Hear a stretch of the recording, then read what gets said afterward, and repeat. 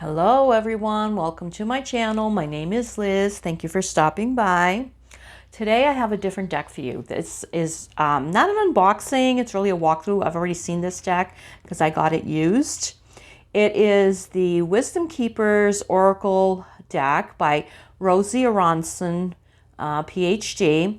64 Faces of Awakening. This is a deck that was created to go along with, hold on, I got it written down here, Richard Rudd's Gene Keys.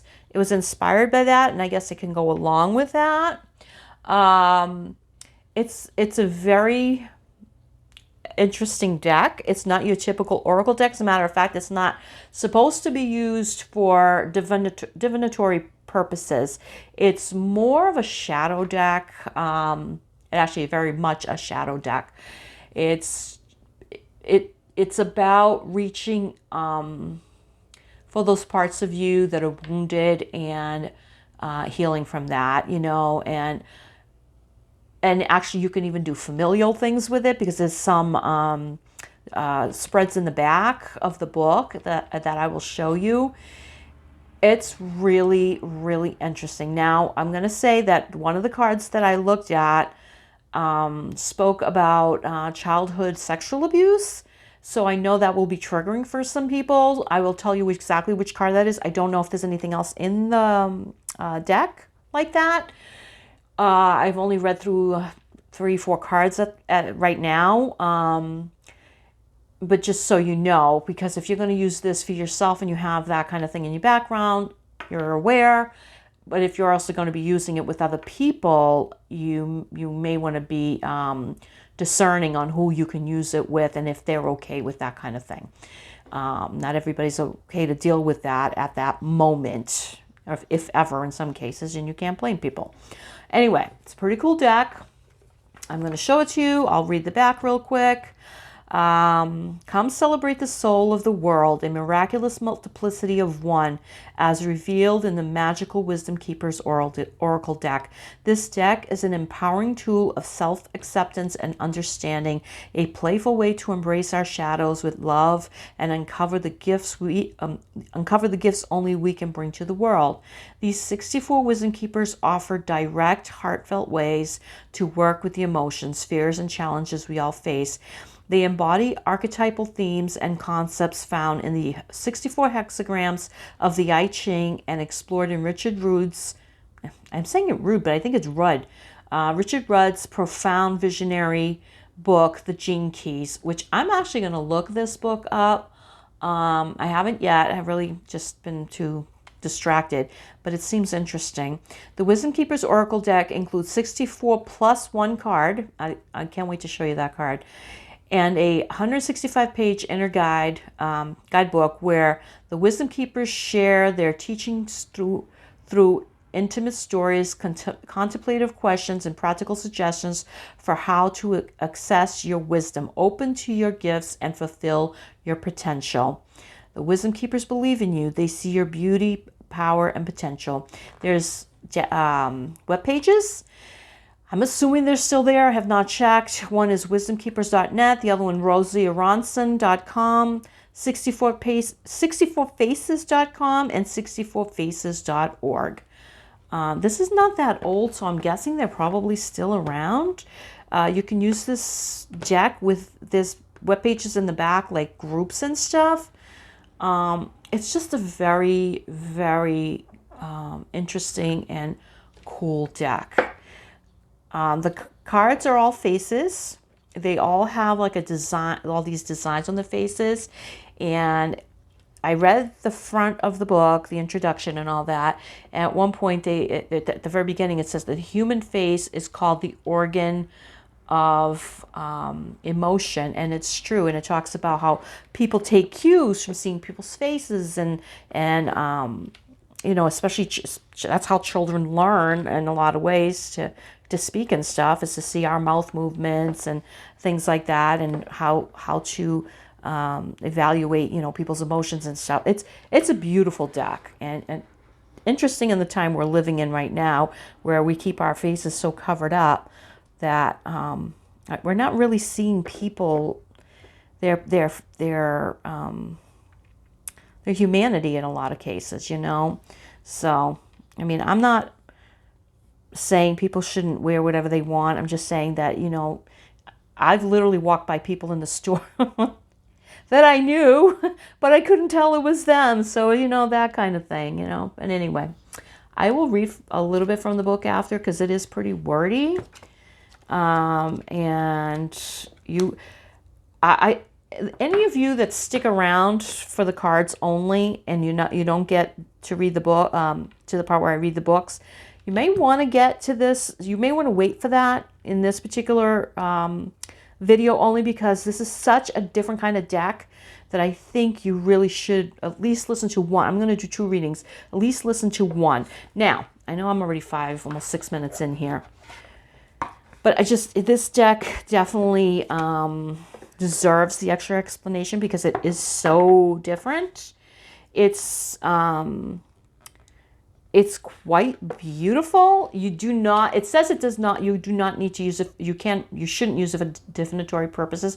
You can. I mean, as long as, if you just go by this and not necessarily the other parts, you can. And even if you go for the other parts, depending what kind of work you're doing with yourself or with clients, you definitely can.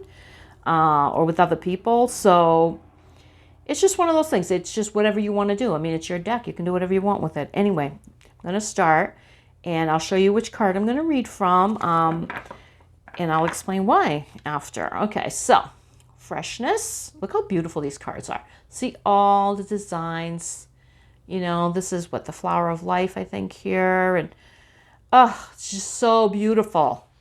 Almost all of them also have something on the third eye. Not all of them. I think there's one in particular that I saw that doesn't have it. And oh, by the way, that's the back.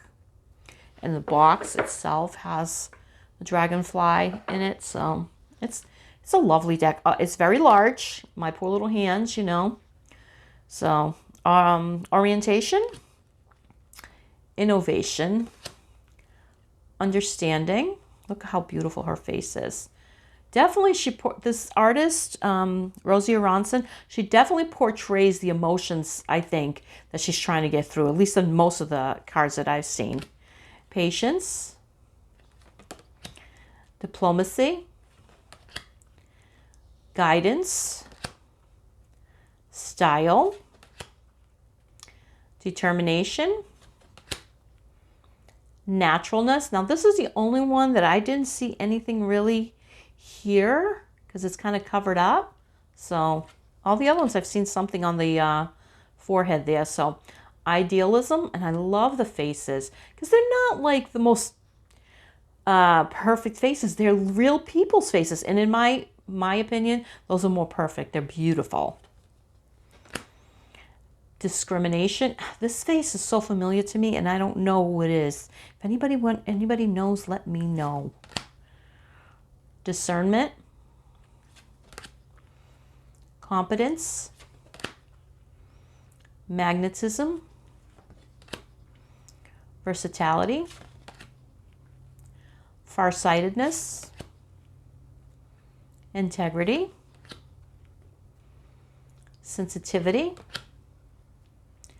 self-assurance. And this guy reminds me of, if you guys, the older people, will know Welcome Back, Carter. The actor that played the teacher, I don't know his name right now. I'll never know, you know, unless I look it up, and I just really can't because I'm using my phone. He looks so much like him. All you have to do is like give him an afro because that's what he wore on the show, or he had very curly hair, and it was awesome. You know, the show was great, and he looks just like him to me. Authority. Graciousness. Now, this is the card that I said it was talking about childhood sexual trauma and sexual abuse. Now you know it's number 22. I don't know if any others have it, but that one does for sure. I mean, it's not explicit. It just, you know, it just talks about the situation. Now, the thing is, these, what they call the wisdom keeper story, I thought they were real people. They're not. It's stuff she channeled. But honestly, they're so well done, you'd swear it was a real person, you know. So, okay, simplicity, Invention. It doesn't look like Albert Einstein. It looks like him to me. Acceptance. Artfulness. Altruism. Totality. This card I looked up. This, because my birthday is number 28. I just happened to look it up. And honestly, it described my childhood so well that I was kind of blown away. I mean, up until the degree, parts of it don't, but the early part of it, it was like, oh my God, I was actually stunned at how well that actually described me.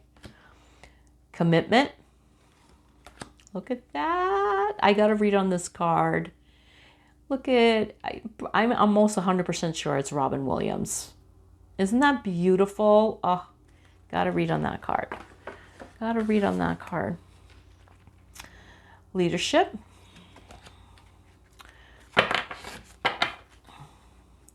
Preservation. Mindfulness. Strength. Adventure. Humanity. I love this one.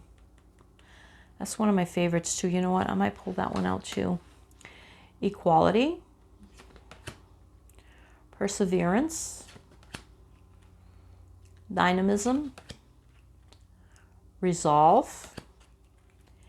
Anticipation. Non-attachment. Insight. Teamwork. Synergy. Delight.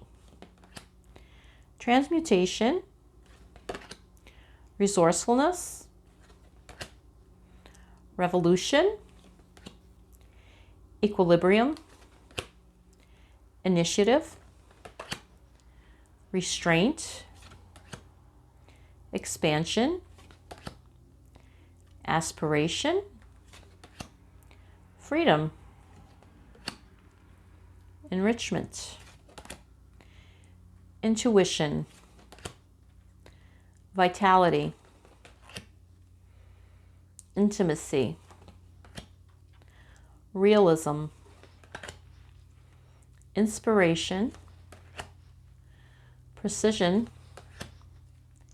Inquiry. Imagination. Look at that. Your own personal face card. Look, you can see me. Hi. It says to peel this off. I'm not going to peel off the protective film, you know, because I probably would ruin the card at some point. I mean, I might someday, just not doing it now. But that's the extra card. You become that card. Isn't that cool? I love, love, love that idea. Now, in the book, it's very detailed in the beginning. Talks all about why she created this deck, which has to do with the Gene Keys by Richard Rudd. And it talks about the human face, which is, as I said earlier, it's the organ of emotion. Explains her creative process, the birth of the stories, how she channeled the stories. Talks about the gene keys. This is meant to work with it. And then this spectrum of consciousness, which you'll see in these parts here, gives you that. I don't know if you can see it here. There's the gift, the shadow, the city, and the programming partner number. So the shadow, you know, is when we are worried about our survival, and fear is in the driver's seat. We find ourselves in shadow territory. Our shadows can be expressed in repressive or reactive ways. Gift, when we are more oriented towards serving others and honoring ourselves than protecting and defending ourselves, we more naturally share our gifts with others and feel a sense of belonging in the world. City, when we have entered a pure state of expansion and have completely surrendered our sense of separateness into the whole, we have entered the realm of the city. I'd say most of us are probably in between the shadow and the gift. That right there, at least for me, I'm not there yet, you know, but I think a deck like that helps you to get to a lot of this. I mean, I get here for some things, you know, nobody's ever going to be perfect. You're never going to be completed, you know, not in this life, as far as I'm concerned. Here's a quote by Carl Jung. Carl Jung, or is it Young? I think it's Young. To confront a person with his shadow is to show him his own light. You know, I mean, we all have to look at that part of ourselves. And let's see if there's anything else here, because it is pretty involved. I mean, there's only 24 pages in the beginning, so it's not like a lot of reading. It's just, if you want to get into the whole gene keys thing, then yeah, then that's going to be a lot more detailed. Anyway, and then of course in the back, the see right here, you are the gift. I love this. Simple things to keep in mind. There's also questions. There's spreads here, and there's like familial ones, like a family group spread. There's a generational genealogy one. Oh, excuse me, my throat, all of a sudden I got a tickle. Oh, out of nowhere. I get these every once in a while. Oh my goodness. And it's awful. I don't know if it's because the air is so dry in here with the heat. Oh. Anyway, and then there's what is it called? A color code, because these are color coded. If you look at the descriptive words, they all have a color, and they're all coded. Excuse me. To go with these 21 codon rings in the gene keys. And it'll tell you like number 1 and 14. So 1 and 14, let me see, should be the same color. Let's just check, just to make sure that I'm doing this right. They're all a little bit different. Yeah, it is. It's the same color. See right there? Those are connect to that particular gene key. Like that would be the ring of fire, the ring of water, the ring of life and death. Okay, so all these different things. Just trying to see. Okay, so let's read on. Let's do humanity first, and then we'll do Robin Williams, because that's who it is. Alrighty, so 36. Now, these get very deep, you guys, so I'm expecting it to be something that's kind of like, you know, deep and maybe a little bit tough to read. All right, so the deepest role of the 36th gift is to help humans to become human by respecting others and by embracing your own suffering, whatever it looks like. The gift is humanity. The shadow is turbulence. The city is compassion. Programming partner number is 6. That is the partner number that goes with the gene keys, I believe. I looked that up, and I thought it was actually the cards that they connect to each other. It's not. And I can't find anything in the book that says programming partner. So I'm guessing that is the gene keys group number or partner number. So my wisdom story. The world expected my father to be a bad seed, so he became one. He cheated on my mother, had a bad temper, and created chaos wherever he went. Like many of the men in our neighborhood, he was reckless, always pushing the limit, getting into trouble and attracting crisis after crisis. He didn't mean to hurt us, which is probably why he hid so much from us and why he begged for forgiveness when my mother and grandmother finally kicked him out. My mother and grandmother were strong women who did their best to raise and protect me. Their task wasn't easy given our turbulent neighborhood, where the police frightened us as much as the gangs. I witnessed more tragedies than a young boy ever should. I also watched the news and saw how men like my father were perceived. I promised myself I'd never be like him or cause the pain he caused.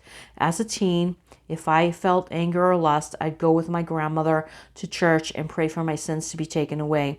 But over time, the stress got to me and my nervousness gave me tics. Though inside I was sensitive and caring, I avoided eye contact with people and appeared shifty. I was hard to reach and had few friends, although there was one girl in my church who I secretly fancied. Too shy to approach her, I followed her home one day, hid in the bushes, and peeked in her window. She saw someone in the bushes and called the police. Oh dear.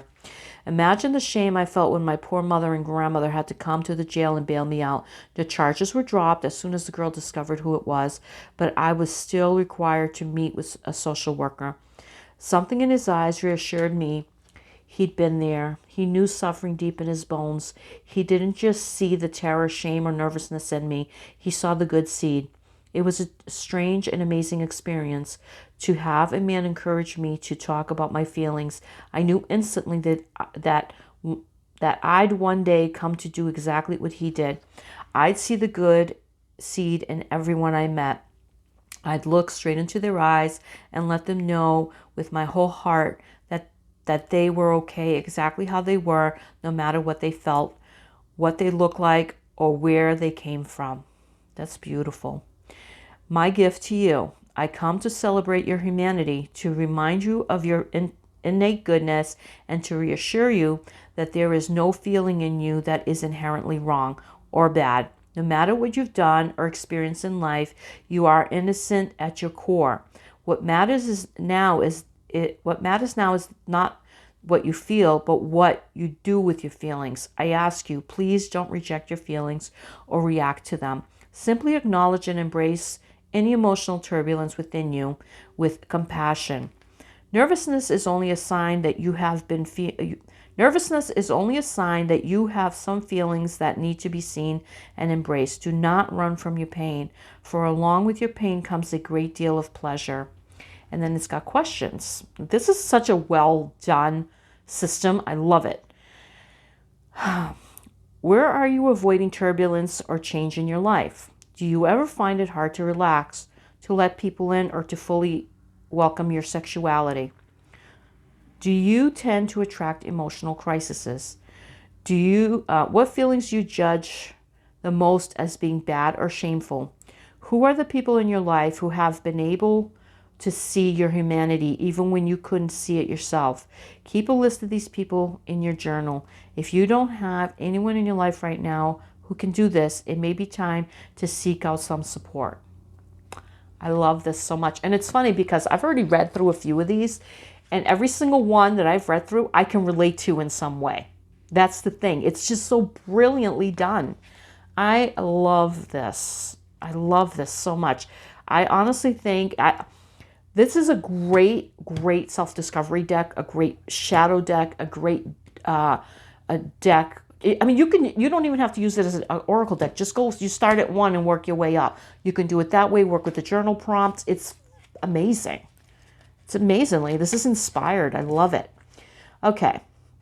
So here's my Robin Williams, who I love. I miss him. Oh, what a sad, sad thing for the world that he's gone. Anyway, as every human being learns, the cycle of desire is eternal. Gift, lightness, shadow, desire, city, rapture. Programming partner would be 29. Okay, my wisdom story. I was said to have shot out of my mother's womb like a rocket and then nursed like a baby whale.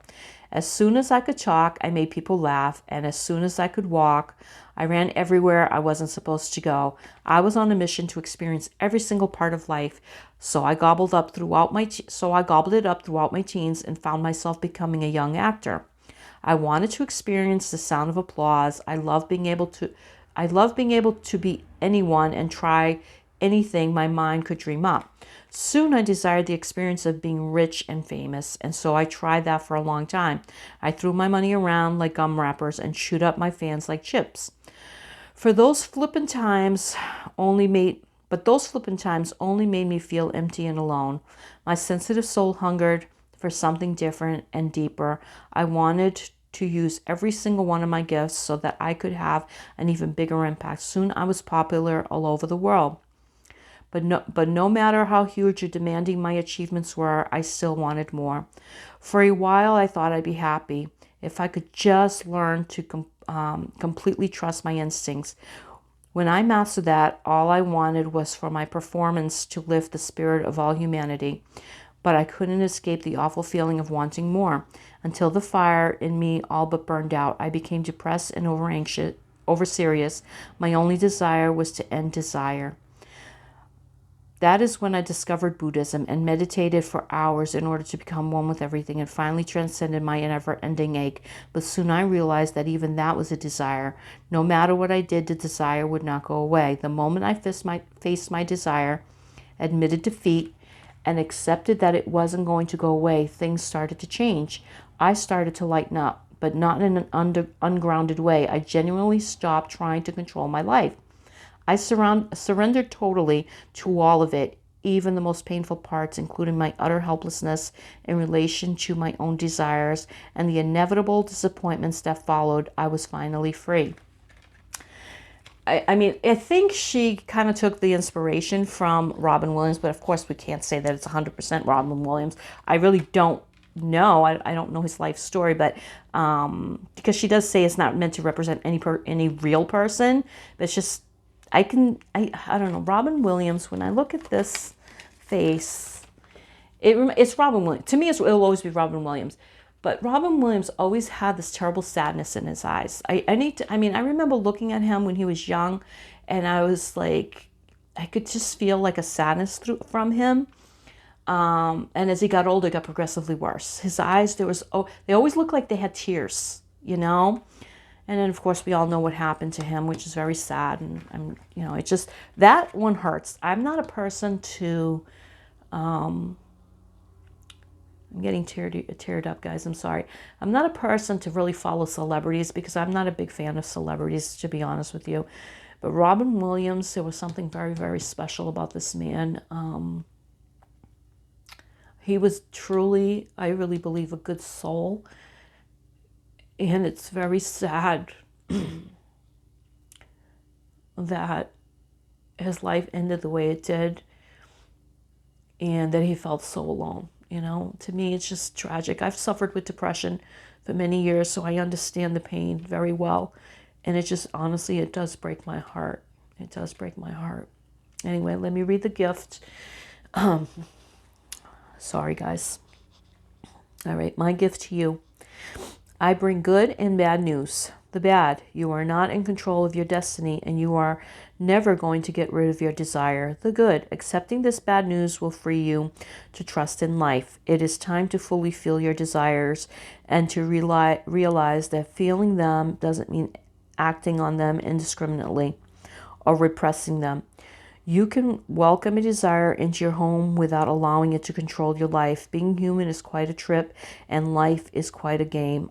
A comedy and tragedy all at once.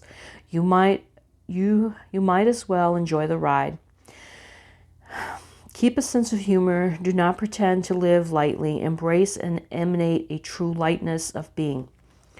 With such an attitude, you won't need to fear your feelings, no matter how painful. A lightness will burn so bright in you, it'll beam out of your eyes, no matter what is happening. Questions for contemplation. Where are you taking life too seriously? Is your strict adherence to certain principles preventing you from exploring your true passions? Is it possible that some of your desires you've been rejecting aren't as bad, dangerous, or unhealthy as you've come to believe? Are your desires in control of you? Are you overindulging in what feels good without taking responsibility for the consequences? Think of someone who, for you, embodies true lightness of being. Have you ever experienced true rapture? What is wonderful, scary, enlightening? Have you ever experienced true rapture? Was it wonderful, scary, enlightening? So that's that particular read up, and I find that very, very beautiful. I love this deck. I do believe you can get it on Amazon. People were complaining a little bit. Well, one person that I read, I shouldn't say people, one person said that the faces all looked alike. I don't think they look alike. I think they're just beautiful faces. It's her style of doing faces. Like, we have people who do anime faces, people who do realistic faces. Hers are, very realistic if you look at this one. And others are definitely more cartoon-like, like that one. But they're beautiful. And I don't know, people sometimes just complain for the sake of complaining. Anyway, I love this deck so much. I hope that Whoever does get it, you're going to get it more for the, I believe, for the enlightenment of dealing with the things you have to deal with, because that's how I'm going to use this deck. This one is definitely one that I'm going to keep on my desk, pull a card, and if not write anything down, I will think about it, you know, and I might just go 1, 2, 3, you know, I may not pull a card, or I may, it just really depends. So anyway, I thank you for watching this. I hope you stay till the end with this one. I know the other ones, a lot of people don't, and that's fine.